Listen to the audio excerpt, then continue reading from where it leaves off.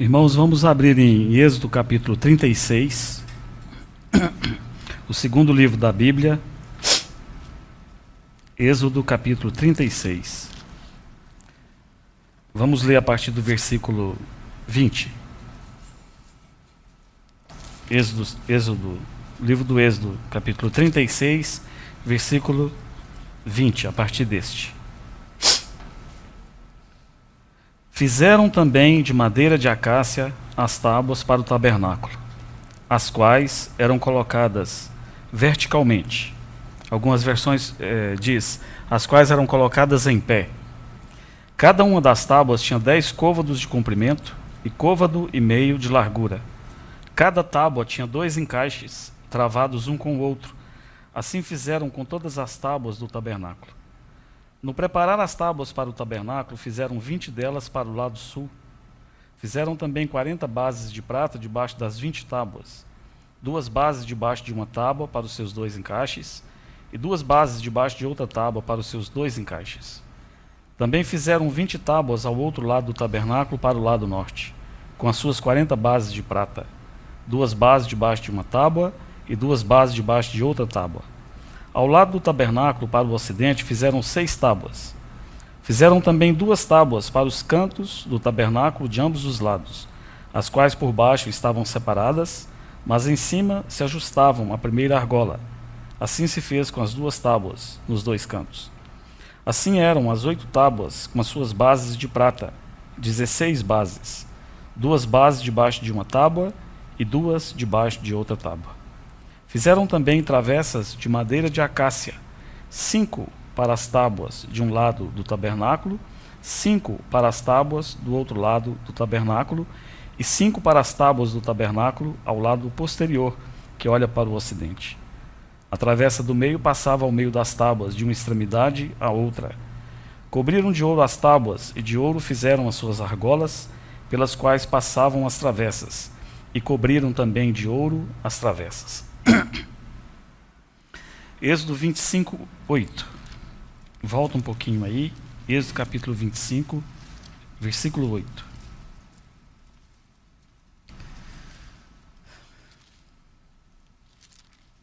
São palavras do Senhor. 25, 8. O Senhor disse: E me farão um santuário, ou me farão um tabernáculo, ou uma habitação, e me farão um santuário para que eu possa habitar no meio deles.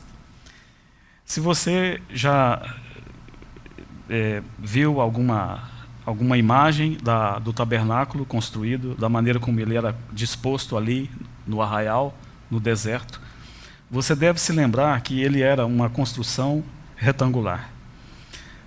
Tomemos como base essa sala onde nós estamos. As medidas do tabernáculo eram mais ou menos 13 metros e meio, mais ou menos, por 5 metros e meio. Então seria, tomemos como base ali onde o Maurício estava, ali com o violão, para cá, dali do violão, onde está a fileira da Jane, do Maurício, da Flávia e da Isabel. Dali até aqui era a largura do tabernáculo. Então ele pegava exatamente no meio destas cadeiras aqui, desse corredor que está livre aqui. Ele pegava daqui, ali onde a Isabel e os irmãos mencionados estão, levantava-se uma parede de tábuas, daqui outra, e lá no fundo tinha uma outra parede exatamente onde o Abílio está. O tabernáculo era construído dessa forma. Você se lembra que dentro do tabernáculo existiam 2 compartimentos principais, o lugar santo e o santíssimo lugar. Ele tinha uma área fora, onde se chamava o átrio exterior, mas esse lugar era um lugar aberto. Ele não estava cercado por essas tábuas. Então o santo e o santíssimo, sim, estavam cercados por esse jogo de tábuas. Lá do lado de fora, no átrio externo, você tinha na entrada o altar do holocausto, e em frente você tinha a pia de bronze, a bacia, o lavatório. Então depois você entrava então no tabernáculo propriamente dito, no lugar santo, onde, se estivéssemos nessa posição, você teria aqui à esquerda o candelabro de ouro, Aqui a mesa da proposição, aqui na frente o altar de incenso. E aí havia uma coberta, uma cortina, e lá no Santo dos Santos nós tínhamos a arca, que continha as 2 tábuas de pedra com os mandamentos, continha os pães, o maná, e continha também a vara de Arão. A construção do tabernáculo foi uma construção espetacular. Eu me aventuraria a dizer que foi um dos maiores projetos, talvez um dos projetos mais maravilhosos que já foi concebido aqui nessa terra. Imagine comigo, um deserto, um lugar absolutamente deserto, um lugar inóspito, e nós temos ali alguns milhões, milhares, milhões de pessoas, e essas pessoas estão com suas tendas fincadas, voltadas para uma construção espetacular. Agora, se você percebeu, quando eu te contei das medidas do tamanho desse tabernáculo, não era uma construção imponente, que chamaria a atenção simplesmente pela sua imponência, pelos materiais gastos ou pelo seu tamanho. Não era nenhuma Twin Towers aqui em Londrina, ou um prédio grande, uma obra-prima, que cada cidade geralmente tem um prédio onde dedica-se mais atenção. Não.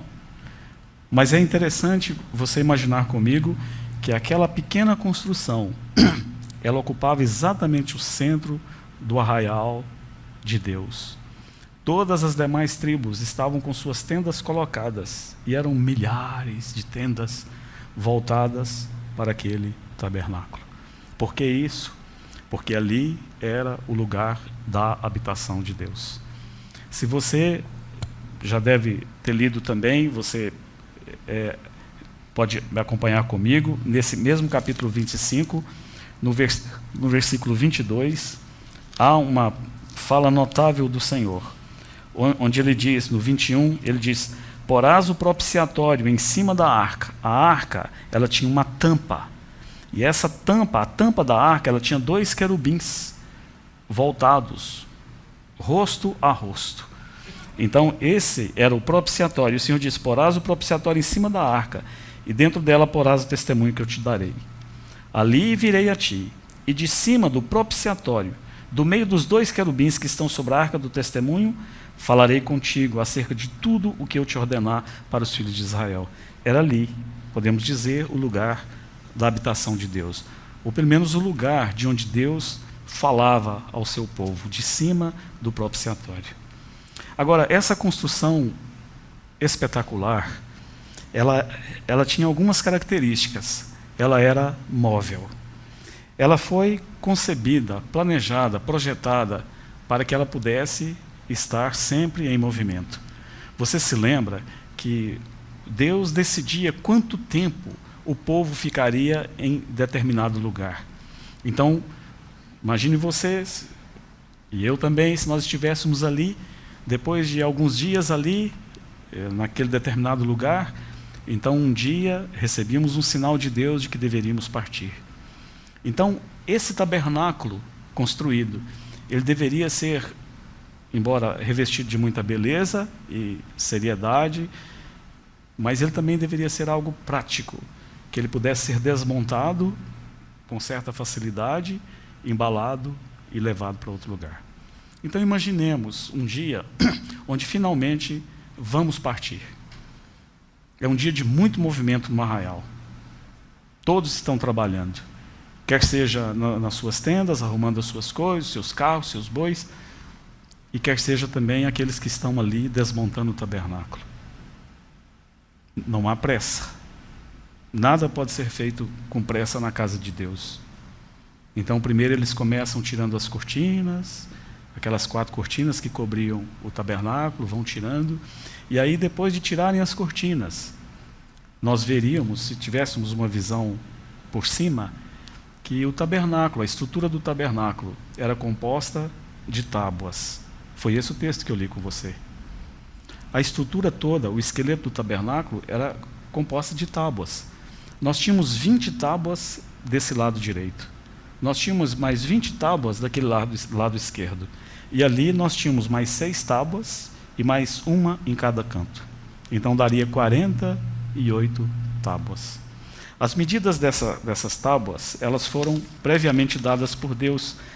Cada tábua, ela tinha 4,5 metros de altura. E ela tinha 67 centímetros. Se você somar essas 20 daqui, né? 20 aqui, 20 lá, e mais aquelas 8 ali, você tem então a medida exata do tabernáculo, 13,40 metros de comprimento por 5,36 metros de largura. Mas é interessante, não é? Uma construção dessa magnitude, a habitação do próprio Deus, e depois de tirar todas as cortinas, você vê que a estrutura da casa de Deus consistia apenas em tábuas. Apenas tábuas que estavam sempre de pé. E esse é um detalhe muito importante, porque aqui na palavra de Deus, no texto que nós lemos, na nossa tradução não tem essa força toda, porque a minha tradução, por exemplo, diz: fizeram também de madeira de acácia as tábuas para o tabernáculo, as quais eram colocadas verticalmente. Uma boa tradução é que eram colocadas de pé. Eram tábuas que estavam em pé. E essas tábuas, então, é que serviam para a habitação de Deus. Agora,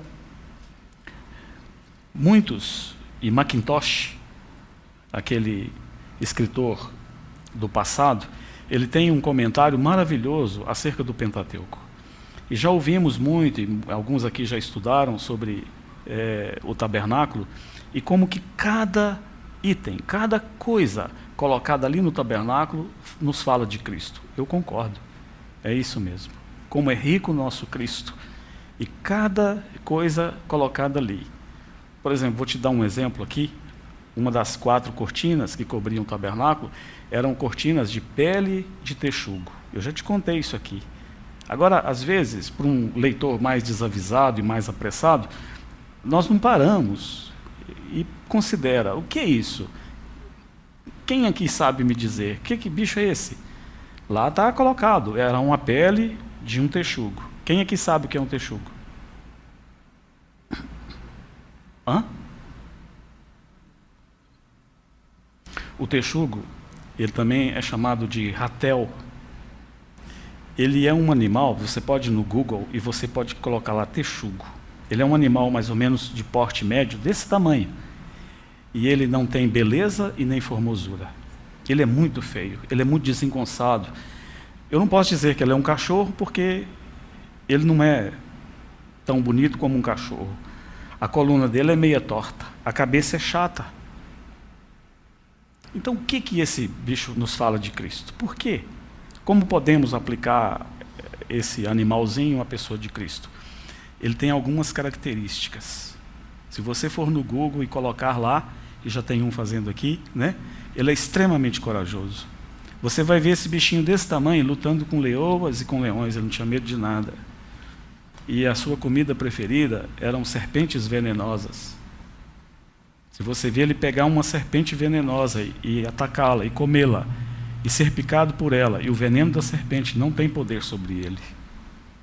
Ele também é um dos animais, do reino animal, com maior índice de coeficiente de mordida. A mandíbula dele é feita de tal maneira que quando ele pega e morde, faz assim, clique. E o leão pode matá-lo, mas provavelmente vai ficar aleijado para o resto da vida. É assim com Cristo. Cristo deu uma mordida em você, Leandro, e Ele nunca vai te soltar. É o que o escritor de Hebreus fala: nunca, nunca vos deixarei, nunca, nunca vos abandonarei. E não é assim, não tem sido assim. Então é fácil vermos por todo o tabernáculo a figura de Cristo. Mas também eu me aventuro nessa noite tomar uma outra linha. E não faço baseado apenas em uma revelação própria, de maneira nenhuma. Eu estou amparado pela revelações de homens do passado, amantes da palavra de Deus, estudiosos da palavra de Deus, que viam também outros aspectos ali no tabernáculo, que podemos ter a liberdade do Espírito Santo de compartilhar. Essas tábuas, se por um lado podem ser Cristo, mas essas tábuas também, conforme Austin Sparks, e vou citar apenas T. Austin Sparks, como ele disse, essas tábuas do tabernáculo elas representavam a totalidade do povo de Deus. E daqui a pouquinho eu vou te mostrar por quê. Essas tábuas representavam o povo de Deus. Se você abrir comigo ali em 2 Coríntios capítulo 6, 2 Coríntios, Novo Testamento, Atos, Romanos, Coríntios. 2 Coríntios capítulo 6, versículo 16, diz assim, o apóstolo Paulo diz assim: que ligação há entre o santuário de Deus e os ídolos? E aí ele diz algo muito importante aqui, irmãos, porque nós somos santuário do Deus vivente. Como ele próprio disse, habitarei e andarei entre eles. Nós somos o tabernáculo de Deus, a morada de Deus, o santuário de Deus. Abra comigo aí, logo na frente, em Efésios, capítulo 2. Carta de Paulo aos Efésios, capítulo 2. Versículos 21 e 22. Paulo diz assim aos Efésios: no qual todo o edifício, bem ajustado, cresce para santuário dedicado ao Senhor, no qual também vós juntamente estáis sendo edificados para a habitação de Deus no Espírito. É claro, não é? No Novo Testamento, quando nós tratamos da revelação da igreja como a casa de Deus, nós somos os materiais. Pedro fala que nós somos pedras vivas. Quando olhamos a revelação da igreja, conforme revelada no Novo Testamento, como o corpo de Cristo, nós somos membros do corpo de Cristo. Então, essas tábuas, elas apontavam para o povo de Deus. Tábuas inicialmente ordinárias. Tábuas que estavam outrora na forma de uma árvore e depois de trabalhadas foram colocadas ali como paredes da habitação de Deus. Agora, que tábuas são essas? O texto é bastante claro. O autor, ali do livro de Êxodo, ele coloca o mandamento de Deus de uma maneira inequívoca, não tem como errar. Porque o Senhor, ele fala no imperativo, e ele dá uma ordem com muita clareza. Ele diz que era para fazer de madeira de acácia as tábuas para o tabernáculo. Madeira de acácia. Essas tábuas eram feitas de madeira de acácia. Quem aqui sabe alguma característica de madeira de acácia? Algum irmão, alguma irmã? Maurício, tem na fazenda madeira de acácia? Não. Depois do que eu te contar, você também não vai querer, Maurício. Porque é uma madeira imprestável. Ela não tem uma característica boa. Se você quer construir um móvel bom, que possa durar bastante e possa te dar um bom retorno financeiro, eu te aconselho o mogno, eu te aconselho o jacarandá, eu te aconselho o ipê. Esses aí, eles estão aí no topo dessas madeiras de lei mais valiosas. Você pega no Google, vê um móvel feito de mogno, você vai ficar boquiaberto. Veja um mogno feito de ipê, de jacarandá. Mas Deus, quando estava na sua mente construir uma habitação no meio do seu povo, Ele decidiu que Ele queria que as paredes, as tábuas, fossem feitas de madeira de acácia. Talvez você possa me questionar, você possa dizer, não, irmão Léo, mas naquela época eles estavam no deserto, é isso que ele tinha, é isso que eles tinham lá. É verdade, eles tinham muitas árvores de acácia ali no deserto, porque ela era bastante resistente. Mas será que Deus, na sua soberania, e sendo perfeccionista como é, haveria alguma dificuldade para Ele, de antemão, no início das eras, Ele já providenciar para que ali, naquele lugar onde eles estivessem, tivesse algumas árvores de mogno, de ipê, ou uma árvore melhor do que a madeira de acácia? Certamente Ele poderia. Nosso Deus pode qualquer coisa, irmãos. Você já percebeu isso? Ele fez chover pão do céu por 40 anos. E Ele fez sair a água da rocha. Ele nos livrou desse império de trevas que nos encontrávamos. Ele encheu nosso coração de esperança. Ele pode fazer qualquer coisa. Mas por que que ele escolheu a madeira de acácia? Eu vou te contar algumas características dessa madeira, dessa árvore. Ela é uma madeira pesada. Me permita te dizer inicialmente que é uma madeira que nenhum artesão ele vai, por livre vontade e escolha, trabalhar com essa madeira. Ela é muito difícil de ser moldada. Ela é pesada. Ela é dura. Ela é difícil de lixar. Hoje temos aí essas marcenarias, carpintarias modernas. Você tem torno, lixadeira, você tem um monte de ferramentas. Mas imagine naquela época que tudo era feito manualmente. Você escolheria uma madeira assim? O tronco e os galhos dessa árvore são tortos. Abacuque fala lá no seu livro, lá ele nos conta o problema do ímpio. Ele fala, eis o soberbo, sua alma não é reta nele. No grego ali, ele é torto. A sua alma é torta. O ímpio, ele é torto. Diante de Deus, ele está torto, ele precisa ser ajeitado, aprumado. Galho, tronco, tortos. Imagina você fazer uma tábua de um material assim, uma árvore que o tronco e os galhos são todos tortos. Essa árvore é cheia de nós. Essa árvore possui espinhos. E requer-se muito trabalho para moldar essa madeira. Mas foi essa a madeira que o Senhor escolheu. O Senhor não se importou com a dureza, com os problemas que essa madeira tinha, com os desafios que isso representava, mas foi exatamente essa madeira que ele escolheu. Isso não te fala da sua própria situação antes de Cristo? Irmãos, essa pelo menos era a minha situação. Como era a nossa vida antes do Senhor Jesus? Efésios é o que chega mais perto, Efésios 2, 1. Ele fala que ele vos deu vida, estando vós mortos em vossos delitos e pecados, nos quais andastes outrora, segundo o príncipe, ou segundo o curso deste mundo. Deus, a palavra de Deus diz que ele escolheu as coisas loucas para virar esse mundo aí de cabeça para baixo. Nós poderíamos, de pronto, pensarmos que Deus, ele errou aqui na escolha dessas tábuas, dessa madeira. Por que que Deus fez assim? É porque ele faz assim. Ele levanta do pó o desvalido e do monturo o necessitado, para o fazer assentar-se entre os príncipes do seu povo. Então, essa madeira de acácia, ela fala da nossa situação sem Cristo. Totalmente sem esperança, cheio de espinhos, cheio de nós. Era tudo torto em nós, difícil de ser moldada.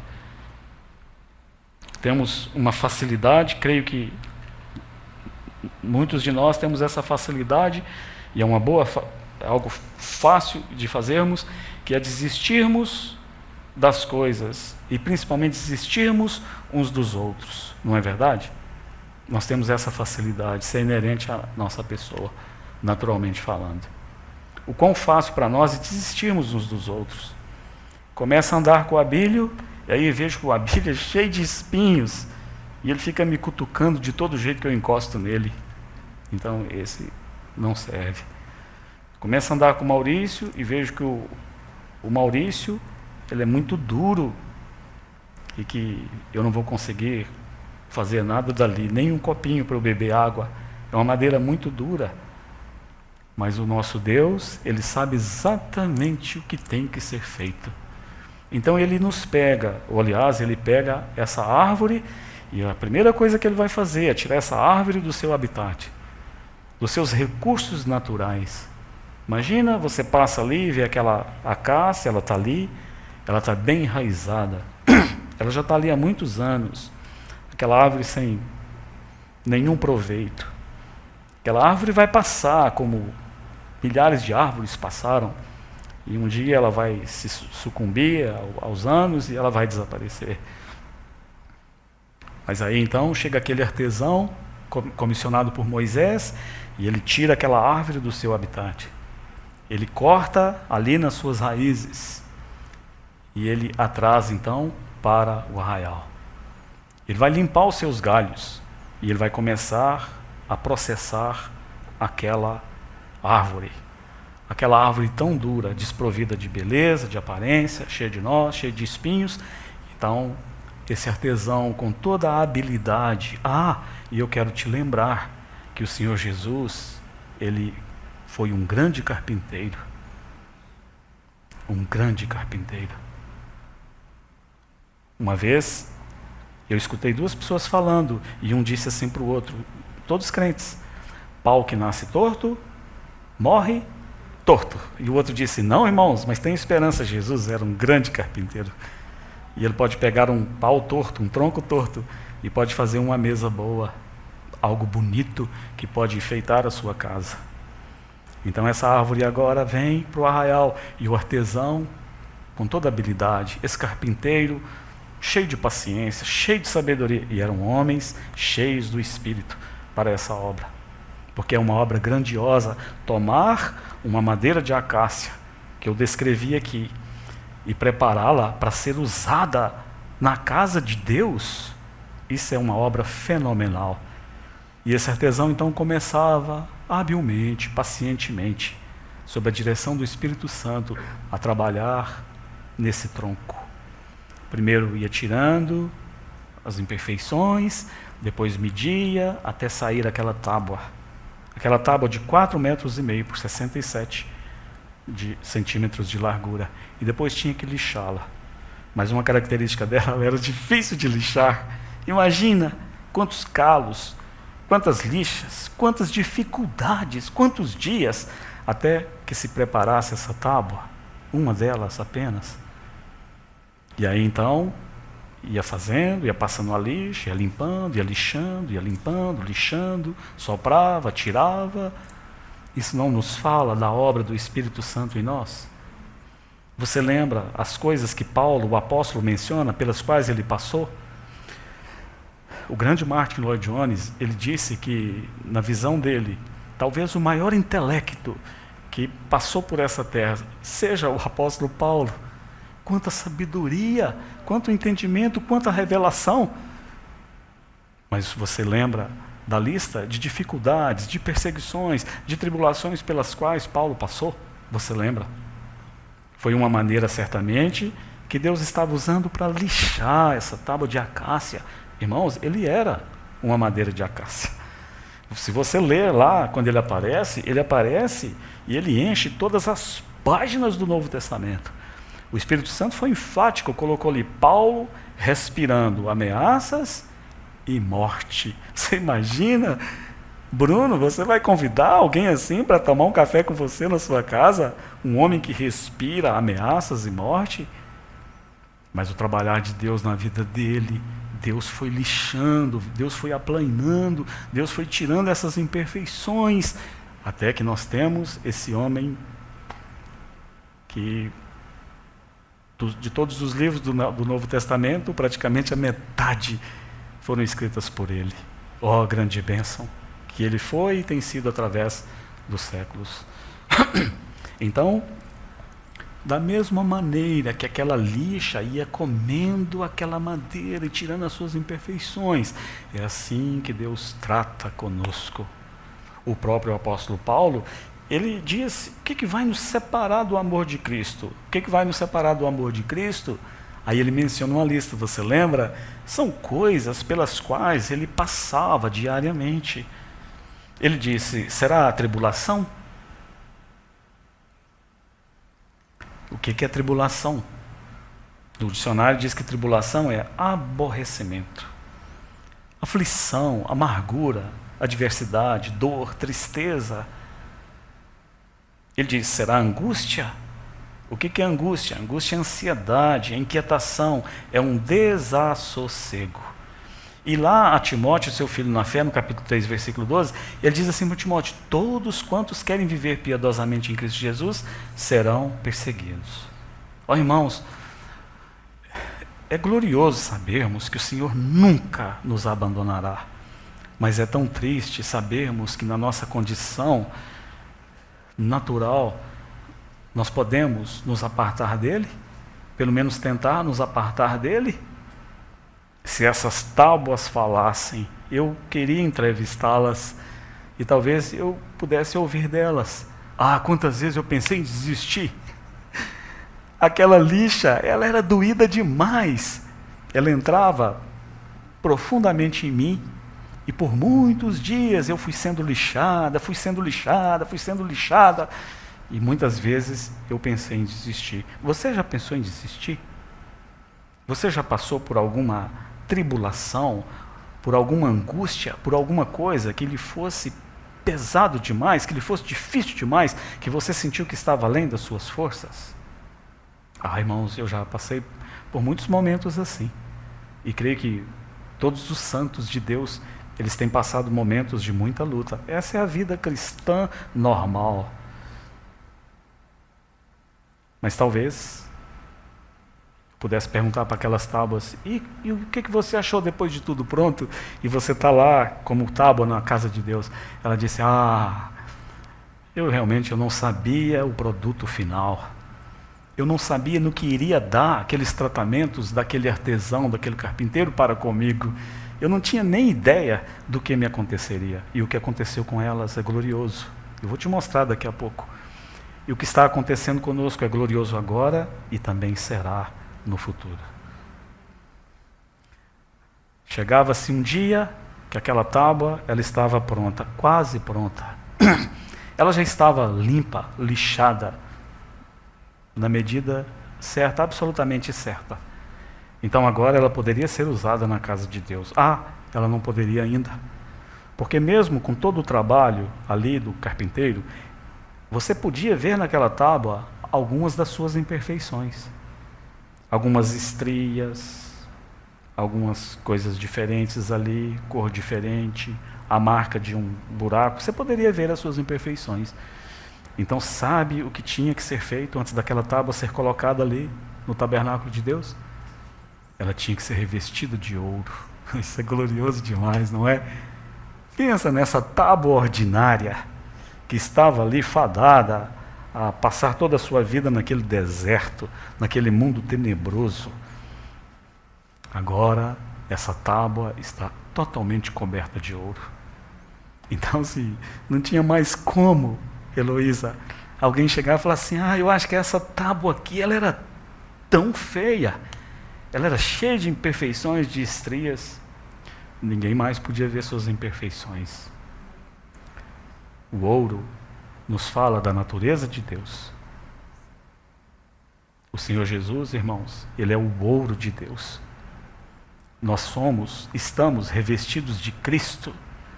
Isso é glorioso demais. Onde começamos? Começamos com essas tábuas, com essas árvores de acácia. E agora, revestidos do próprio Cristo. O Filho de Deus, pelo Espírito Santo, habita em nós. Isso não é glorioso demais? Irmãos, quando o Senhor olha para nós, Ele não fica, como nós fazemos uns com os outros, procurando as imperfeições.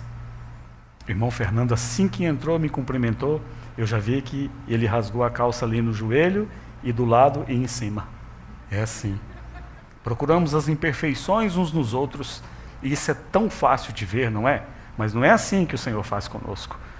Adriana, quando o Senhor olha para você, o que Ele olha, o que Ele busca é a vida do Filho dele que está em você. Essas imperfeições foram cobertas pelo ouro de Deus. Agora está ficando mais glorioso, não está? Imagina uma tábua de 4,5 metros por 67, totalmente reluzente, coberta de ouro. E aí essa tábua agora, ela está pronta para ser colocada ali.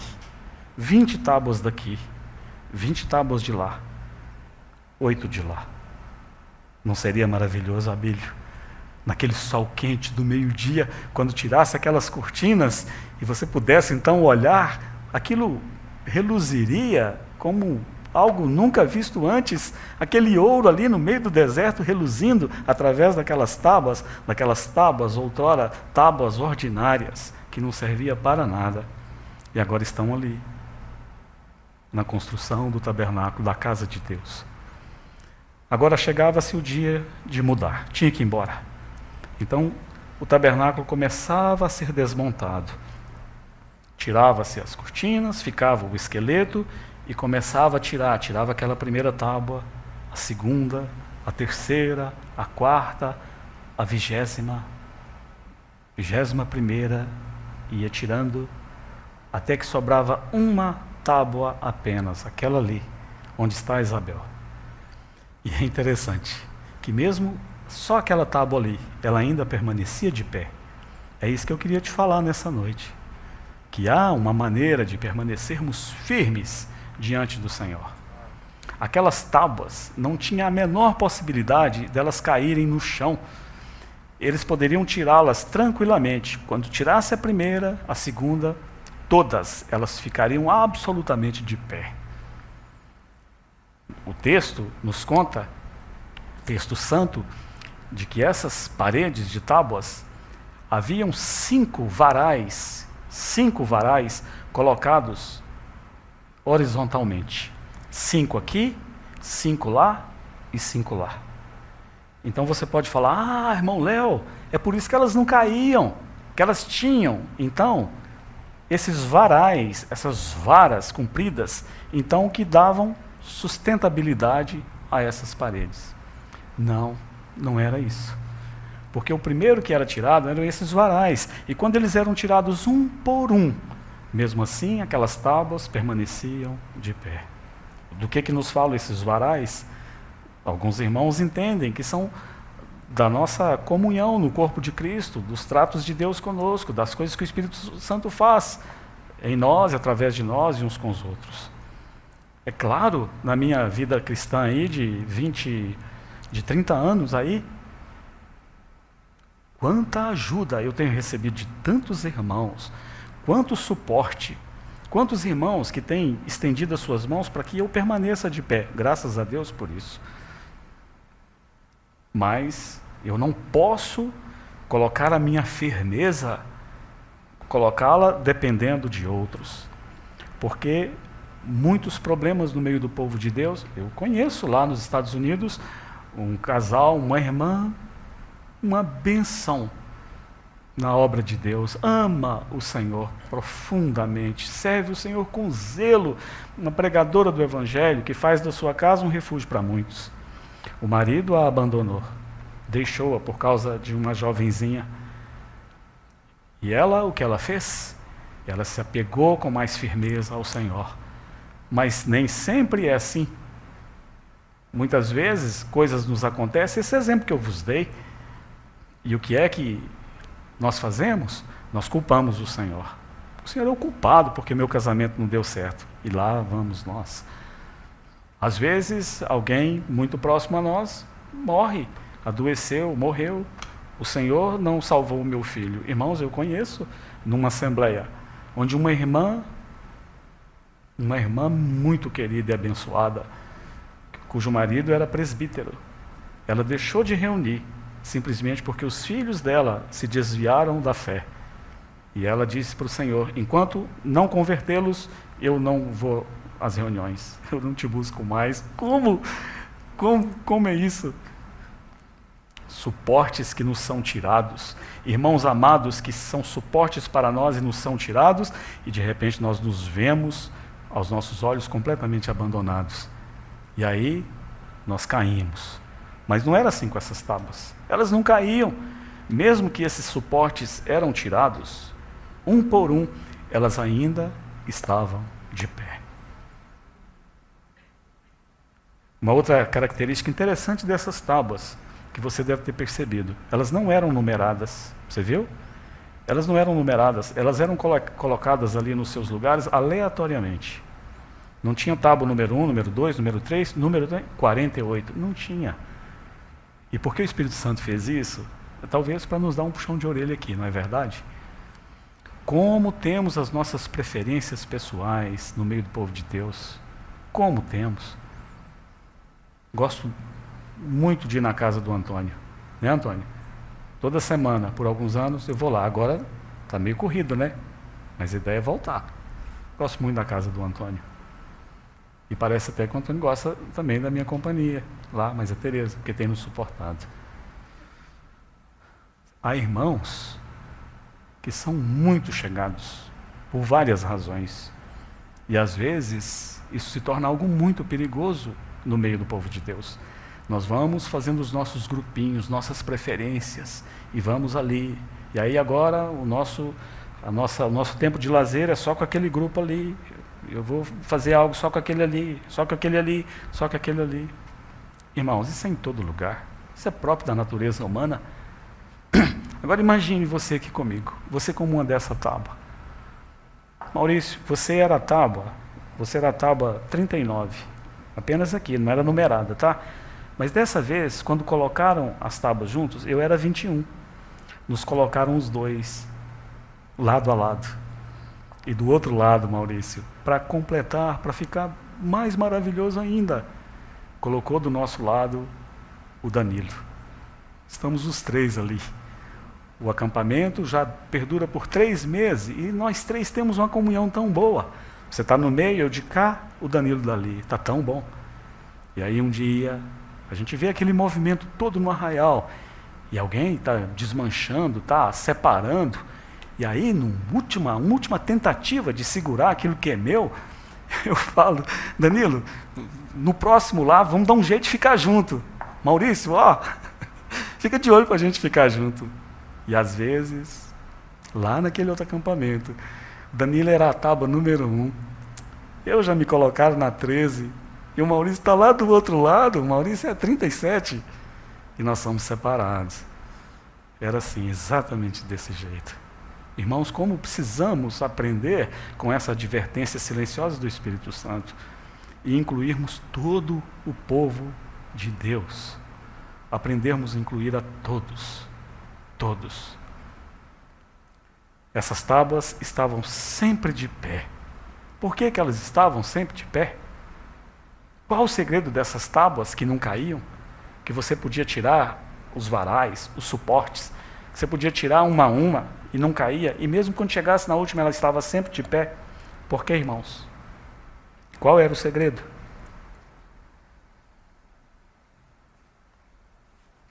O segredo, irmãos, eram as bases de prata.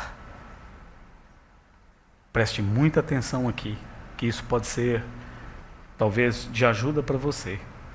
O segredo dessas tábuas estarem sempre de pé é porque elas estavam apoiadas em cima de bases de prata. Cada tábua era colocado debaixo dela 2 bases de prata, soquetes de prata. Essa tábua tinha provavelmente 2 ou 4 gavilhas, e esse soquete, o molde era feito de tal maneira também que ele tinha esses buracos, então essas tábuas se encaixavam nessas bases de prata. Agora, debaixo de cada tábua, você tinha 2 bases de prata para cada tábua. 1 talento cada base. Se você quiser ver, conferir comigo, isso que eu estou te falando, você pode ver aí no capítulo 38, no versículo 27. Empregaram-se 100 talentos de prata para fundir as bases do santuário e as bases do véu. Para 100 bases, 100 talentos. 1 talento para cada base. Agora a pergunta, quanto era um talento de prata? Quanto pesava um talento de prata? Mais ou menos 34 quilos e 200 gramas. Então, debaixo de cada tábua, você tinha aí 68 quilos e 400 gramas. Agora, Fernando, Deus não mandou que fizesse um molde só de uma base de prata inteiriço, ou que fosse até lá, e outro molde inteiriço, e outro inteiriço. Então, quando chegasse, jogava aquele molde comprido aqui. Não. Cada tábua tinha a sua própria base de prata. Então, tinha 96 bases de prata debaixo ali daquelas tábuas. E os que estão aí com a calculadora, me ajuda se eu estiver errado. Você sabe quantos quilos de prata que tinha debaixo daquelas tábuas? Vou te contar. Tinha em torno de 3.283 quilos de prata debaixo daquelas tábuas. Irmãos, era impossível essas tábuas caírem. Elas estavam muito bem apoiadas. Ah, e tem uma outra coisa com essas tábuas. Se elas estavam apoiadas em cima dessas bases de prata, é claro que elas não tocavam o chão. Você percebeu? Até esse cuidado Deus teve, porque se essa madeira, diariamente, diuturnamente, ela tivesse contato com a areia, de dia, aquele calor louco, de noite, geada, essa madeira não resistiria. Mas essa madeira, outrora, uma árvore de acácia dura, cheia de nós, cheia de espinhos, com seus galhos e troncos tortos, difícil de ser moldada, e depois de trabalhada, revestida em ouro, Deus ainda teve o cuidado de que essa madeira não tocasse o chão. Irmãos, a palavra de Deus diz que nossa pátria está nos céus. James Morfar, que tem uma Bíblia traduzida por uma versão, a versão de Morfar, esse texto que fala que nossa pátria está nos céus, presta bem atenção no que ele diz. Ele diz, porque nós somos uma colônia dos céus. Nós estamos aqui, mas nós não somos daqui. Temos que tomar muito cuidado da maneira como andamos nesse mundo, não é verdade? Essas tábuas não tocavam o chão. Elas estavam sempre em cima dessas bases de prata. E você sabe o que a prata aponta para quê na palavra de Deus? Alguém sabe? Redenção. É isso. Aqui está o segredo para ficarmos sempre de pé na presença de Deus. É nós entendermos que nós estamos apoiados em Cristo. Cristo é o nosso fundamento. Nós estamos nele e ele em nós. Irmãos, quando pensamos na obra consumada de Jesus, quando vemos Jesus ali no Gólgota, ali na cruz do Calvário, sofrendo terrivelmente na mão dos seus algozes, ele sofreu até o fim. Ele foi maltratado, ele foi caluniado, ele foi abusado, deram-lhe com caniço na cabeça, bofetadas. Mas quando vemos com cuidado, estudamos com cuidado as horas finais do Senhor Jesus ali na cruz, não é isso que salta aos nossos olhos, de um homem vencido, de um homem derrotado. Pelo menos aos meus olhos, eu falo, uau, esse homem, esse Jesus, esse Senhor, ele tinha um absoluto controle de todas as coisas. Você lembra, ele está para dar o último suspiro, questão de minutos, ele vai morrer. E ele olha para João e diz, irmãos, ele está totalmente imóvel. E ele olha para João e diz, filho, eis aí a tua mãe. Mãe, eis aí teu filho. Ele cuida de cada detalhe. Os dois malfeitores que estavam um à sua direita e uma à esquerda, você se lembra? Eu teria cabeça para isso? Você teria cabeça para isso? Para pensar ainda em salvar aquele homem que foi um pecador durante toda a sua vida? Mas ele tem o controle de tudo.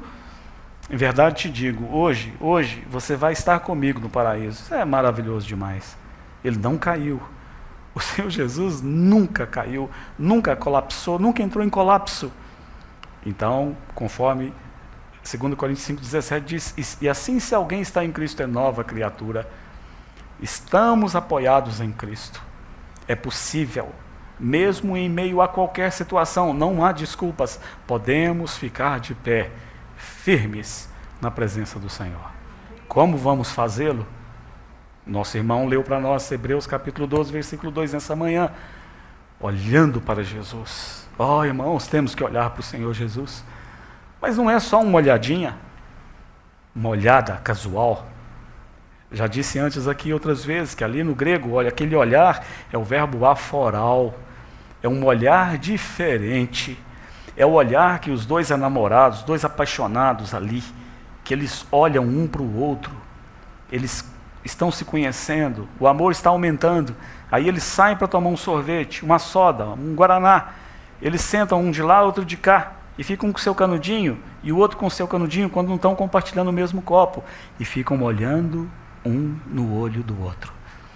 Esse olhar é aquele lutador de boxe, que quando eles entram, que eles são convocados para saírem dos seus corners, e eles chegam e o juiz está no meio. Você lembra? Você já viu uma situação assim?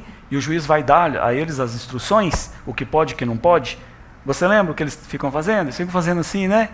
Olhando, ajeitando o cabelo, nada disso. O que eles ficam fazendo, Maurício? Eles encaram o outro e não tira o olho dele, fica olhando ele assim, o tempo todo, não é assim? O olhar aforal é daquele arquiteto, aquele engenheiro que debruça-se sobre a sua planta para fazer aquela planta ali de alguma construção, e ele põe a mão aqui e ele tem olhos apenas para aquela planta. Devemos olhar para Jesus. Devemos nos lembrar da obra consumada do Senhor e permanecermos nele. Irmãos, estamos em Cristo. A obra consumada do Senhor foi grandiosa demais, ela é grandiosa demais, mas ela tem um outro aspecto. Por causa da obra dele, fomos lembrados também nessa manhã. Agora nós fomos comprados. É bom de vez em quando nós sermos lembrados que nós não nos pertencemos mais. Nós pertencemos a Cristo, Abílio. Nós somos dele, mas também ele é nosso. Então tudo o que fizermos, é bom lembrarmos que temos um Senhor e ele tem que ser trazido para o contexto sempre. Jéssica, daqui uns dias está atendendo Jéssica, vai ser médica.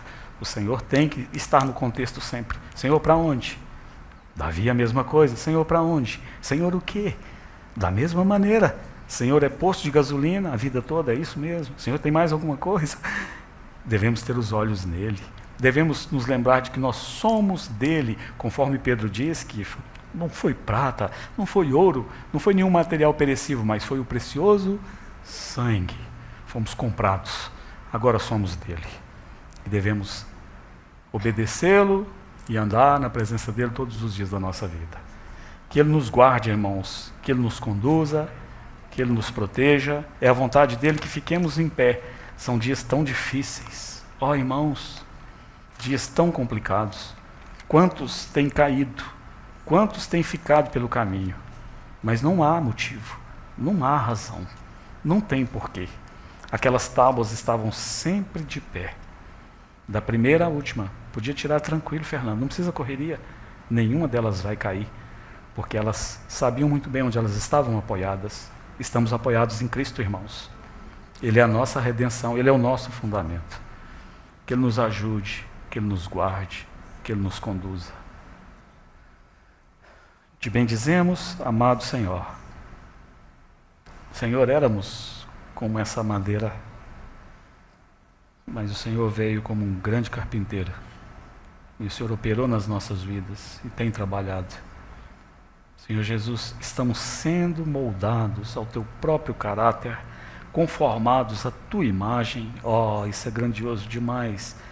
Te bendizemos. Te bendizemos pela obra do Senhor em nosso favor. Senhor, conceda-nos estarmos sempre de pé, assim como essas tábuas estavam sempre de pé ali no tabernáculo. Conceda-nos estarmos sempre de pé na tua presença. Que nada nos separe nunca, jamais do teu amor, nem tribulação, nem angústia, nem fome, nem nudez, nem espada, nem morte, nada. Mas nos conserve de pé na presença do Senhor.